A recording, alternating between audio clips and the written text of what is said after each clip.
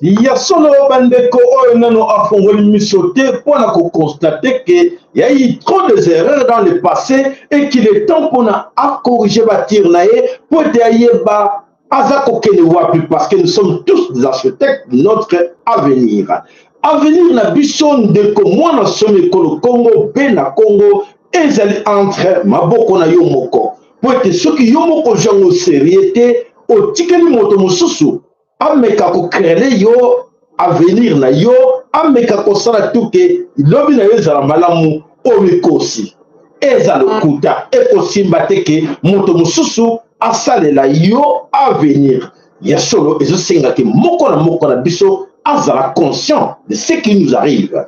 Alors il est temps que chacun de vous, chacun de nous azala conscient na otoza koloba tozo la sabino vérité tozo fongola bino miso pona koyeba bere tope busoba auto salaki dans le passé. Il est temps que chacun de vous azala peu conscient de ce travail que nous sommes en train de faire nuit et jour. Merci, merci pour la compréhension, merci pour les nouveaux abonnés, merci pour la union soya kana chaîne oyo TV la Kambulu Sikimbangu ezali la seule et l'unique chaîne oyo fongola kabino miso pona kotala avenir na bino. Alors ceux qui ont évité wapoza kokende est grave. Ce qu'on a évité, ce qu'on a qui est grave. Donc, nous sommes balés ezali important. Yakoyeba, outi wapi pote oyeba esikanini oza kokende. Voilà, bandeko matondo na like na bino, matondo na boy bonso, bazako tche na biso baker, et ça biso un grand plaisir. Yako mona ke vous attentif pote bolanda biso. Ya solo bandeko bana somme Kongo, il y a une grande confusion qui reste en ce moment na kati et Congo na kati na Kinshasa et que les gens ne comprennent pas ce titre honorifique au Félix Antoine Tshilombo a joué. Alors même lui-même Tshilombo dans la confusion Tshilombo a que titre on a joué. Alors bon monsieur va kanza que Tshilombo a kotaki ilikin à côté université et bon on va payer le diplôme pour la classe à Tangaki. Alors beaucoup n'ont pas encore compris que c'est le titre honorifique et c'est le titre à classe T. On ne peut pas remplacer ce titre honorifique à un titre académique. Et d'ailleurs même les titres académiques on a Congo Mawatro Tarakaka n'a titre honorifique Félix Assamboussi. Félix Assamboussi titre honorifique. Alors ce titre qui n'a pas de sens de donner à Félix Antoine Tshilombo. Pourquoi ils ont la sens qui va appeler ça Tshilombo en regardant dans la vie sociale, économique, vie non culturelle, ou l'union sur Congo, les 5 ans de Félix Antoine Tshilombo, le bilan est vraiment médiocre. Le bilan est médiocre. On se pose des questions. Et Zali, titre tribal. Oyo, parce que Nakati na Inikin, ses frères de la Louba sont là-bas, et va préférer qu'on remette ce titre-là. Et voilà. Et comme il doute, qu'est-ce qui ne va pas? Et recteur et à Inikin, est-ce qu'elle fait ça qui bien que réaction? Et comme il va dans que cet homme vraiment a sali rien. La vie, il y a des Congolais, 5 ans au pouvoir, et que vraiment, Mboka, na social, na nyonso, na. Donc, dégâts, que des promesses. Alors, ces promesses que Félix Antoine arrive à donner à tous ces Congolais, les Congolais sont mécontents de voir que quelque part, il y a un clic, et il y a une bande de la Louba, Basangani, Babi, Tete, Opesa, de Kolabiso, titre Wana. Alors, est-ce que titre Wana, Congolais considérant ou pas? Alors, pour la bana Congo, bah, oh, bazako ye bate que titre wana ezanango honorifique, aussi bino eza titre académique, pour comprendre ango que eza titre moko remis entre les frères Baluba. Alors, eza titre moko tribal, bah, pesika ye entre les frères Baluba, pour te bango bazako, non, non, tout ça, tu dois pesika de qu'on a biso, pour te azwa kaka, yepen de qu'on a bango, azwa on a titre que l'air aux zonga, lui, ah, enfin, j'ai un diplôme de doctorat. Et voilà, Félix aussi, dans la confusion, a candidaté le diplôme de doctorat au Yasui. Alors, ce que Zongi Simato, comme on a dit, les aventures de Tien Tshisekedi, et c'est ça la suite. Vous avez bien compris. Les aventures de Tien Tshisekedi, on a dit que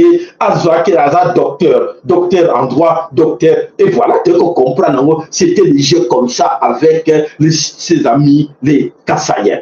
Alors, mes chers amis, ça ne sert à rien. Bana somme kolo Congo, Bumonango, Izanango, Lokomoko, Izangango, Tonamokolo. Félix, même ces titres honorifiques à mériter en côté. Même ces titres honorifiques, il n'y a pas à mériter en côté. Au fond de lui, c'est qu'il a mérité en côté. Mais alors, voilà la situation. Nini et comme na carte de Congo, 5 ans au pouvoir, que les promesses des Congolais, Bazana Kanda, Nango, Komona, que Yasolo. Alors, dans quoi ce type Tshilombo a réussi pendant ces 5 ans où il a vendu au pouvoir? Alors, Tshilombo, c'est vrai, tu retiens la bino audio, non, tu retiens la bino on a sima, pour la copie sa bino, il y a solo bandeko, tu le baron de Moulaï, pour te donner ta humilité, mais tu peux sa bino en détail de quoi Tshilombo a réussi na katina mandat na il y a 5 ans. Voilà sur tout ça un bilan sur le marché de l'emploi. Aujourd'hui, dans le Congo, ils sont conditionnés. Alors, les jeunes qui cherchaient l'emploi, qui cherchent encore l'emploi, dans le Congo, comme ça, dans le Congo, avec Fatih Béton, et facilitateur, oyo collaborateur, il y a tout ce Rwandais, il y a un problème, alors, problème, voilà. La promesse union sur Félix Antoine Tshilombo a pesaki na kanisi boyoka kiangone bandeli na ye lera kota ki na pouvoir a pesaki promesse moko bolanda bana mama Congo ezala mukuse to développement mulai. Félix Tshilombo a donné des promesses à qui? Félix Tshilombo a commencé à donner des promesses à l'obi je sers Loretta Merti Merta boyoka kiango nani wana. Oh, il y a pesaki promesse à l'Iboussou. Et voilà, promesse à l'Iboussou, il y a pesaki, il y a servir Loretta Merti Merta. On a basiré na sur le choix qui wapi, a pesaki promesse. Alors, promesse on a à Loretta Merta. Alors, Eza, et que wapi, bolanda. La promesse on a respecté promesse on a. Bana mama Congo, les Kinois bolanda malamu. Là, beaucoup yebake, comment vous êtes sacrifiés. Alors, après ces promesses, et de voilà, à l'objet à respecter Loretta Merti Merta à servir. Alors, en quoi n'a marché où il y a trafic des organes? Trafic des organes, où il y a les gens qui n'ont pas de Congo, ils ont les gens qui n'ont pas de Congo, où ils ont côté comme Batou, ils ont promesse, où Félix a pensé qu'il n'a Loretta Merti Merta. Bah, organe, bah, nini, autant que moi, Félix a joué la carte de Malamu et a raconté qu'on jouait avec les Indiens, les Libanais, les Chinois et les autres. Voilà, Loretta Merti Merta. Ah, c'est bon. Yami Sato, Ezanini, marché au Yoba, Benga, marché ya LG, LBGTQ+. Oyoba, Oyoka, que ya solo pesa sima. Vous êtes obligé au quota. Na Kinshasa, le retour comme moi, Félix a vraiment incarnation, il y a Satan sur Kinshasa. Et drapeau wana et mataki la première fois, la 10e rue, il mettait. On a les bobos comme moi.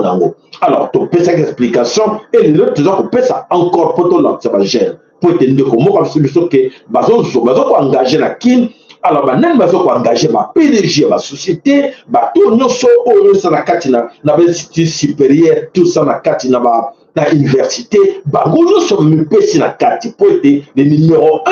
Yende azali pareil ya biloko wana nyonso. O besoin ko mona eza ko ya to tia na biloko na mulai boko comprendre dango. O nyonso ça na kin ezali promesse ya pesaki, il faut sacrifier ba Congolais, il faut que ça vraiment Satan mobimbané na kati na Congo. Et voilà l'incarnation de Félix Antoine Tshilombo na kati na mabele Congo. Alors aujourd'hui, tous ces PDG, directeurs de la société, nani, tout ça, là-dedans, pour détruire la jeunesse, pour détruire la société congolaise. Et alors, détruire quoi? Et ce qui est encore plus grave, accueillir même d'un niveau, soi-disant les serviteurs de Dieu. Les serviteurs de Dieu, les pasteurs, tout ce monde-là sont impliqués dans cette histoire-là. Les